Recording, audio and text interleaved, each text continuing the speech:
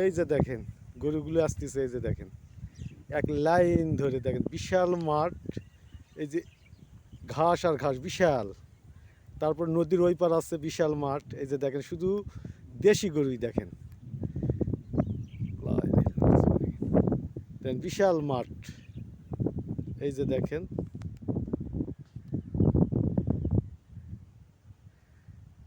এই যে এই গরুগুলো এই যে একদম অরিজিনাল। এই যে এই যে অরিজিনাল অরিজিনাল দেশি গরু। এই যে দেখেন এই যে শুধু গরু আর গরু দেখেন, চতুর্দিকে শুধু গরু আর গরু। এই যে দেখেন এই প্রাকৃতিকভাবে এই যে গরুগুলো যে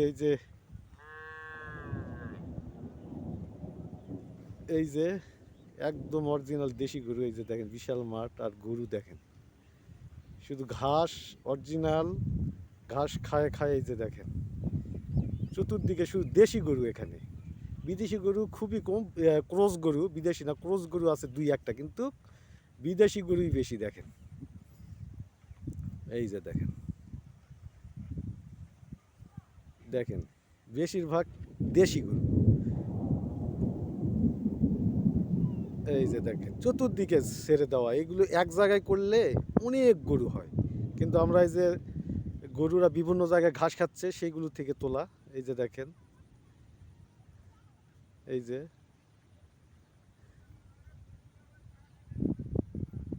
এই যে গরুগুলো দেখেন একদম দেশি গরু। ইচ্ছা মতো এরা প্রাকৃতিকভাবে যে খড় ঘাস এগুলো খাইয়েই বড় হয় আর কি। আর তাহলে এরকম দুধও হবে, কোয়ালিটিফুল দুধ পাওয়া যাবে। আমরা এই কোয়ালিটিফুল পুরা ফুড সেফটি দিয়ে আমরা পরিষ্কার পরিচ্ছন্ন পাত্রে আমরা এই গরুর দুধগুলো আমরা সংরক্ষণ করি। এইগুলো আমাদের কারখানায় যায় ক্লিন সেপারেশন করার জন্য। ক্লিন সেপারেশন করে সেইগুলোকে আমরা আবার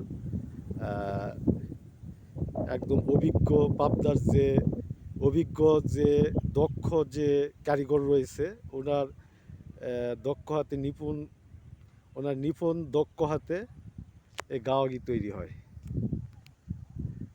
এই যে ওকে, থ্যাংক ইউ।